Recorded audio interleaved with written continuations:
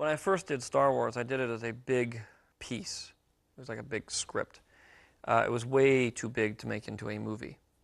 So I took the first third of it, which was basically the first act, and I turned that into what was the original Star Wars. In the process of rewriting that script and thinking of it as only a movie and not the whole, trilogy, I decided that Ben Kenobi really didn't serve any useful function after the point he fights with Darth Vader.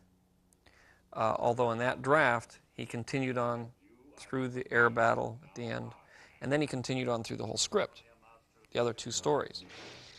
And but when I took one and I looked at it, I said, he just stands around for the last 25% of the film, watching this air battle go on.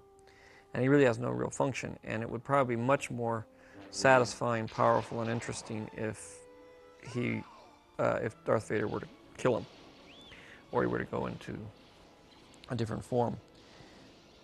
I made that decision based on just working on Star Wars. After Star Wars was successful, and I said, well, gee, I could finish this entire script, I could do the other two parts. I came to certain realizations about things that were in the script that were more difficult to now translate. Another one was the Wookiee. In the end of the film, it takes place on a Wookiee planet, and there's a big battle with the Empire and the Wookiees and that sort of thing. Since I couldn't do that, I took one of the Wookiees and made him a co-pilot with Harrison. But in the original concept, the Wookiees were a primitive tribe, and that was sort of key to what was going on at the end of the film. And then when I put Chewbacca in as a co-pilot, I've kind of established them as a fairly sophisticated race. And so then, when I went back, I couldn't use the Wookiees, so I turned them into Ewoks. So in the case of Ben Kenobi, I had Luke being trained by Ben, only I had killed Ben off. So now I had to come up with another Jedi who was older and wiser and shorter than Ben to train Luke. And that's how, that was the beginning premise of Yoda.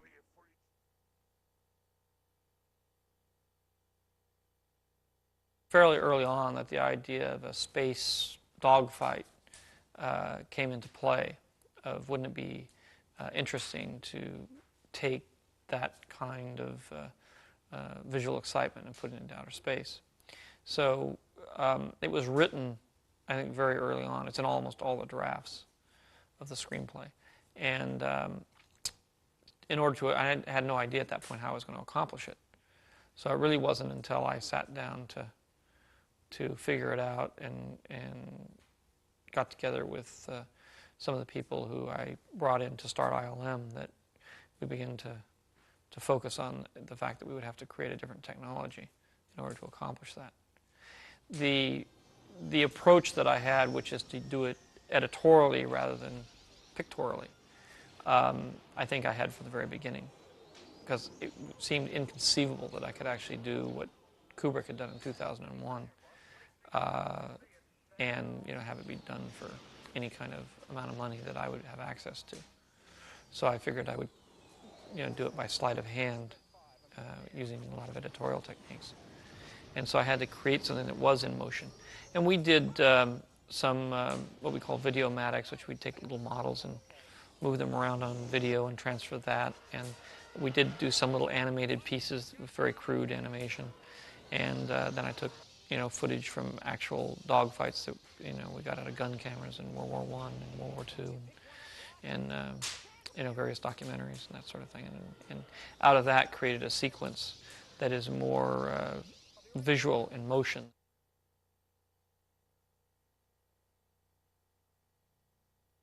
I wanted a sort of a slick used car dealer voice, and tried everything I could to get another actor to come up to the performances that Tony had, and I just couldn't find anybody to do it.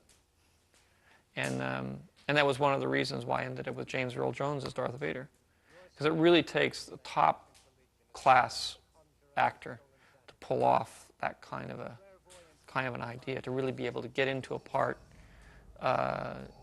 where you're just putting your voice over an animated character, or in this case it's not even an animated character because it's a character that's already been shot. So it's the reverse of what you get to do in animation. In animation you get to sort of act it and create it. In this one you're sort of working within the confines of what somebody else has already created. The movement and the timing and all that sort of thing has been determined for you. And to be able to come up with a really excellent performance given that, if you're not the one that's actually doing it, it's extremely difficult.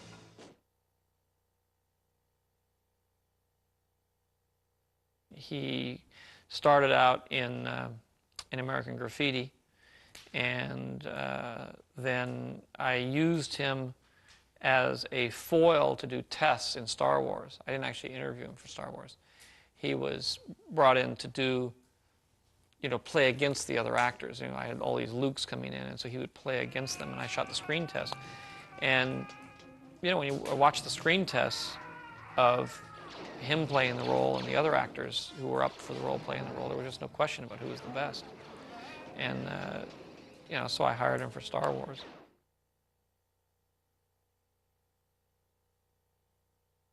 I was looking for a princess who was young. Ideally, I wanted somebody about 16 years old, 17 years old. Both Luke and Leia were supposed to be around the same age, and I wanted somebody, teenager-like. So it was finding somebody who could hold her own against strong actors, and still be the princess that she needed to be, and be the authority figure that she needed to be, and make it believable. And she was able to do that. And again, with these actors, all of them, I'd seen thousands of people, tested, 20 or 30 people, and then gone down to on tape, and then gone to a very finite group of, maybe 7 or 8 actors for each role on film, and then studied it, and then we did that process again. So it was a very complicated procedure that took like 9 months to go through. So it wasn't just a that's the one kind of thing. It was a very arduous, thoughtful process.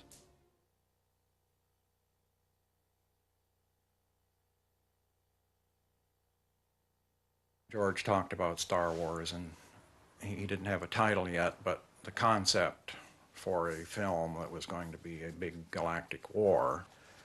Then when he started to talk to Fox, it seemed to him a good idea to have some illustrations to show the scope of the visuals that he'd planned, which I think in George's mind was a big part of the movie. And I told him that I'd love to do it. He and Gary came over one day with the script.